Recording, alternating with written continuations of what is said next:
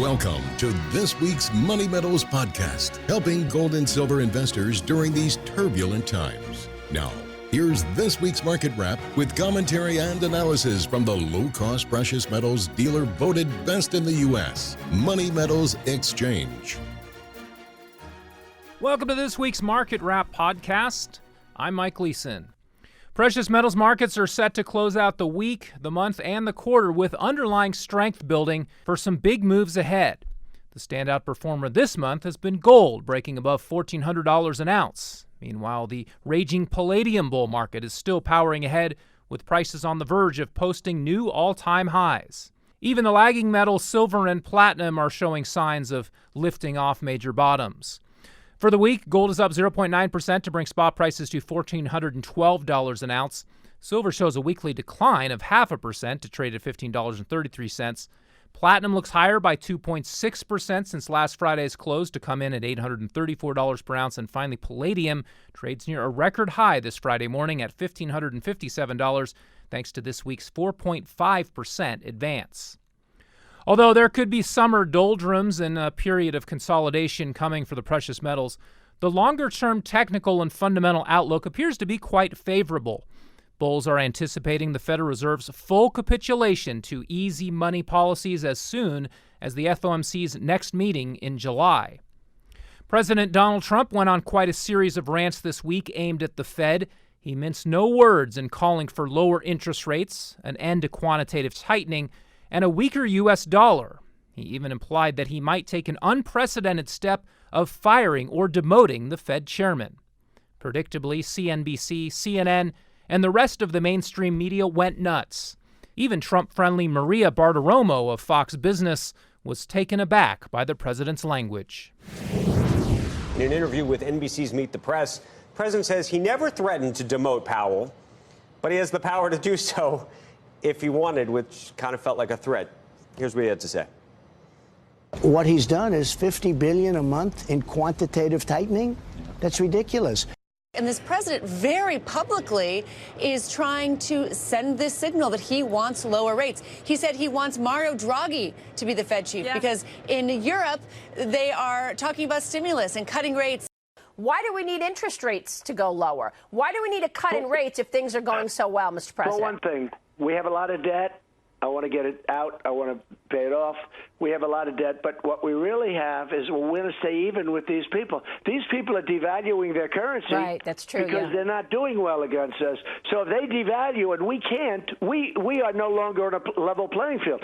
As they reduce their currency in order to take advantage of the United States, we have a man that doesn't do anything for us. Yeah. We're sitting there and we stay. He should have never raised the rates to the level that he raised them. Well, he said he's not going to get pushed around by political. He said, he basically suggested yesterday, I'm not going to get pushed around. He's trying to prove how tough he is because he's not going to get pushed around. Yeah. He's a guy, nobody ever heard of him before, and now I made him, and he wants to show how tough he is. Okay, let him show how tough he is. I have the right to demote him. I have the right to fire him. Could you clarify what you would do if the president tweets or calls you to say he would like to demote you as Fed chair? I think the law is clear that I have a 4-year term, and I fully intend to serve it. The fate of the Fed chair and the direction of monetary policy in the months ahead could determine the outcome of the 2020 election.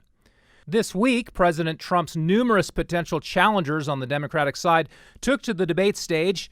While the candidates sparred on some personal matters and policy details, they all seem to agree that the government needs to spend trillions of dollars more than it already does. Senator Bernie Sanders wants to spend $1.6 trillion to cancel the student loan debt of 45 million borrowers. Beto O'Rourke wants to spend $5 trillion on climate change. Elizabeth Warren wants to spend trillions more on a government-run healthcare system to replace private insurance. Joe Biden is peddling slightly less expensive versions of each of these schemes, but even his proposals would cost trillions of dollars that the government doesn't have and push the economy much closer to centrally planned socialism than free market capitalism. It seems that Bernie Sanders' socialist ideas, once regarded as fringe, are now mainstream among Democrats. Even if Sanders loses in the primaries, he has already won in terms of pushing his issues. The eventual Democrat nominee will likely embrace 90% of his agenda. Democrats are currently talking about a wealth tax and new taxes on Wall Street to pay for their spending ambitions, but they can't even pay for all of the spending that Congress has already committed to. Not with taxes, anyway. The only way the math of trillion-dollar deficits, which are already projected, plus trillions in new spending commitments adds up is by factoring in a huge expansion in the currency supply. In effect, Democrats are counting on easy money and quantitative easing from the Fed. It's the same thing Trump is counting on to get reelected. All our policy debates are now predicated on the central bank's artificial stimulus. For an institution that was supposedly founded to be above politics, the Federal Reserve is actually driving the political spectacle of a major party turning socialist. In what kind of world would a national debt of $22 trillion cause politicians to believe that government can and should spend trillions more? Only in a world of unlimited fiat money. The supply of Federal Reserve notes will continue growing relentlessly regardless of who wins the 2020 election. But neither politicians nor central bankers will be able to similarly inflate the supply of physical precious metals. Check back here next Friday for our next weekly Market Wrap podcast. Until then, this has been Mike Gleason with Money Metals Exchange. Thanks for listening, and have a great weekend, everybody.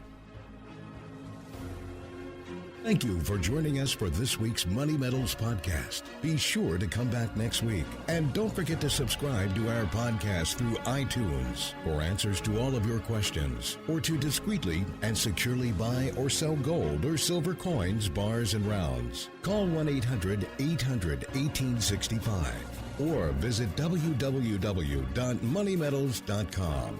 Our knowledgeable and no-pressure specialists are standing by between 7 a.m. and 5:30 p.m. Mountain Time, Monday through Friday. Or you can lock in your order online, 24 hours a day, 7 days a week. Again, visit us at www.moneymetals.com or call 1-800-800-1865.